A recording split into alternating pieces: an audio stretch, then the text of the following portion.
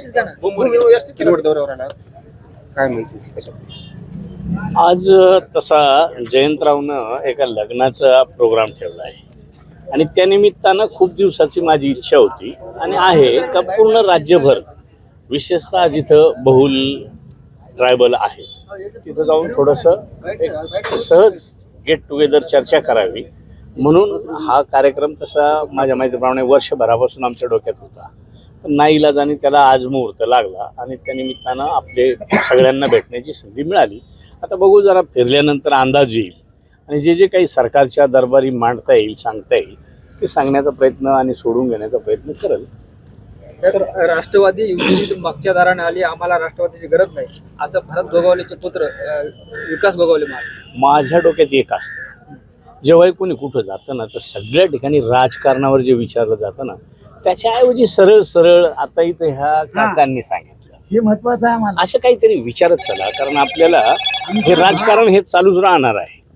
राजकारणातली प्रत्येक ठिकाणची सिच्युएशन वेगवेगळी असते. त्या पद्धतीने वरच्या स्तरावर काय घडतं ते आमच्यासारख्याला खाली काही त्याच्यातलं फारसं लवलेशही नसतो. त्याच्यामुळं आत्ता पाऊस किती पडला, कसा पडला, त्याचं तुम्ही काही करणार आहेत का असं मला काहीतरी विचारा ना. का बाबा खूप मोठ्या प्रमाणात अशा नुकसानी झाल्या, जसं आता ह्या भागात कशानं नुकसानी झाल्या मला माहीत नाही, पण काही ठिकाणी हळदीच्या झाल्या, केळीच्या झाल्या, आंब्यांच्या झाल्या, कांद्याच्या झाल्या. आजची सध्याची परिस्थिती ही आहे, अतिशय गंभीर आहे. ह्याच्यावर आपण गांभीर्यानं घेतलं पाहिजे असं माझं मत आहे. आता राजकारणातलं मी फारसं वरच्या स्तरावर सगळे निर्णय होतात, त्याच्यामुळे ते काही दोघा तिघांना सोडून बाकीच्यांना माहिती नसतं. साहेब, शेतकऱ्याचे प्रश्न तुम्ही एवढे गांभीर्याने घेतात, मात्र कृषी मंत्री असं म्हणतात की काय ढेकळाचे पंचनामे करायचे का, कृषी खातं म्हणजे ओसाडगाव. तुम्ही नेमकं विचारतानाच असं विचारताना माझ्यासारख्याच तरी सरळ मार्गे विचारत चला ना. कोण काय बोललं याच्यापेक्षा मला काय बोलायला लावायचं आहे ते बोलायला सांगा. कृषी मंत्री बोलले, आता मी काय ऐकलेलं नाही. आता काल परवापासून ते सुरू झालंय, मध्यंतरी काय त्यांच्यावर सारखं काही ना काही चालू असतं आणि माझं तर मत असे आहे काही ठिकाणी ते स्पष्टीकरण इतकं सुंदर देतात पण त्याचं एडिटिंग तुम्ही लोक करता आणि कुठंतरी जो एखादा शब्द फ्लॅश होईल अशालाच पुढे नेता. पण मी तर नेहमी सांगत असतो, माझं जर घेणार असेल तुम्ही एकही शब्द एडिट झाला नाही पाहिजे. मी चुकलो असेल, चुकीचं आलं समाजासमोर तरी चालेल. नांदेडला मोठ्या प्रमाणात पाऊस पडलाय पण आजपर्यंत शेतकऱ्यांचे पंचनामे सुद्धा झालेले नाही. पंचनामे झाले नसतील असं मला नाही वाटत. पंचनाम्यांना तशा सक्त सूचना दिलेल्या आहेत. फक्त एकच होतं का पूर्वीच्या रूल प्रमाणे जे क्लेम केला जातो त्याचा रूल असा आहे का शेत काढणीपूर्वी नुकसान झाली तर त्याला पंचनामा होतो किंवा तर त्याला क्लेम होतो. पण आता मागच्या मला वाटतं उद्या दुसरी कॅबिनेट असेल मंगळवार, पाठीमागच्या 2 कॅबिनेटच्या वेळेला असा निर्णय झाला. पूर्ण महाराष्ट्रभर जेव्हा ही परिस्थिती गंभीर झाली त्यावेळेला असं ठरलं का शेत काढणीला येऊ, काढलेलं असो वा काढलेलं नसो किंवा एखाद्यानं दारात आणून ठेवला त्याला तो साठवायचा असेल. फॉर एक्झाम्पल कांदा, हळद, भुईमूग किंवा उडीद अशी जी काही पिकं घेतली जातात ती घराजवळ आणून ठेवल्यावर क्लेमच्या संदर्भातला नियम असा होता का तो तुम्ही आळस केला.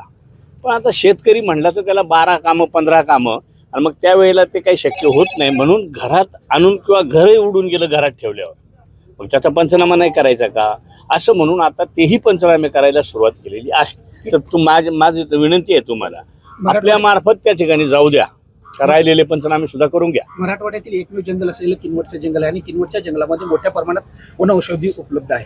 त्या अनुषंगाने अन्न प्रशासन मंत्री तुम्ही आहात तर त्याच्यावर काही सर्जिकल किंवा समजा आपण सर्च किंवा संशोधन काही होऊ शकते काय करणार आहे आपण.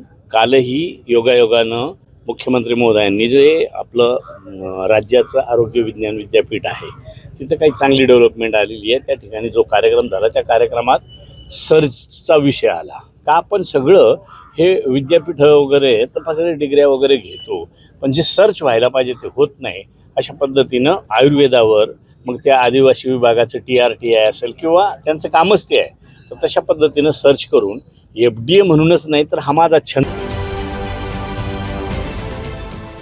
देश विदेशातील प्रत्येक घडामोडींचे लाईव्ह अपडेट मिळवण्यासाठी आता साम टीव्हीच्या सर्व सोशल मीडिया प्लॅटफॉर्मला लाईक, फॉलो आणि सबस्क्राईब करा. तसंच सर्व नोटिफिकेशनसाठी बेल आयकॉन प्रेस करायला विसरू नका.